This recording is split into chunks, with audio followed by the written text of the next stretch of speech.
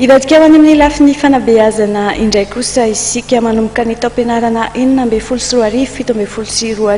dia ho ampidiriny ministera ny asa sy ny fampianarana ara-teknika ao anaty fandaharam-pampianarana ny fampianarana fandraharana indrindra ho an'ireo eo amin'ny sehatra teknika. Raha avy hatrany ny fanadihadiana dia eo amin'ny sary ny ravaka Randriamanalina sy Mamra Samoely.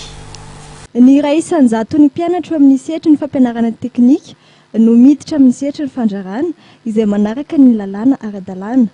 Ahatonga ireo mpianatra amin'ny sehatra teknika sy ireo avy amin'ny fitoeram-pampianarana arak'asa ho tanora feno fahalalana sady afaka hanao fandraharana no tanjon'ny ministeran'ny asa sy ny fampianarana ara-teknika ary ny fampiofanana arak'asa ka nahatonga azy ampiroborobo ny fampiofanana kolontsaina ty fandraharana. Amin'ny taom-pianarana 9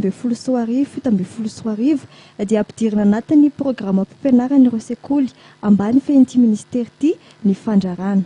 Misy an'ireo déscolarisé zao dia efa nanomboka zany efa misy rotaona eo izay dia nianarandreo ao moa zany hoe ahoana zany hoe culture entrepreneuriale dia ahoana n'izy gestion fitantarana zany hoe simplifié.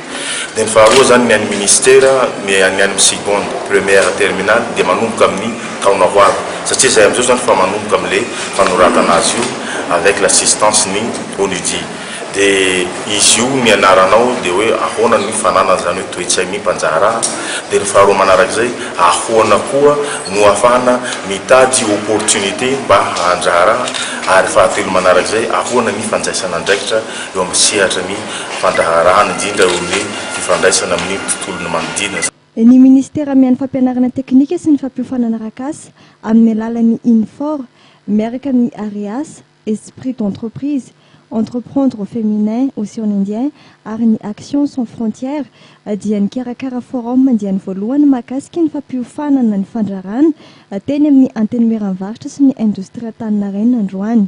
Dia tanjona kendrena zany voalohany indrindra ho fiantsoana ireo entreprise zany mba hiara-iasa ministera amin'ny fanaparitahana ny fampianarana satria na hoe hampianatra ny ministera ka raha tsy manao ny entreprise dia tsy mety zany zay fa tsy mila mandeha irery ny ministera fa manaja an'le cadre droit-be.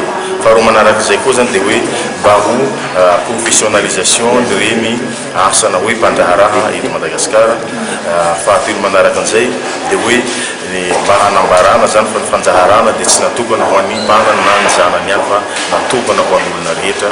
Nampahafantarina tamin'ity androany ity ihany koa ny boky kely ety mampianatra ny kolontsaina ty fandraharana.